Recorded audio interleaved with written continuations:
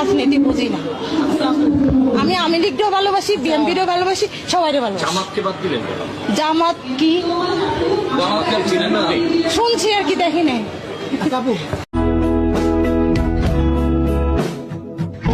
আমি তো রাজনীতি বুঝি না। আমি আওয়ামী লীগকেও ভালোবাসি, বিএনপিরও ভালোবাসি, সবাইকে ভালোবাসি। জামাতকে বাদ দিলেন কেন? জামাত কি জামাতকে চিনেন না? শুনছি আর কি, দেখি নাই।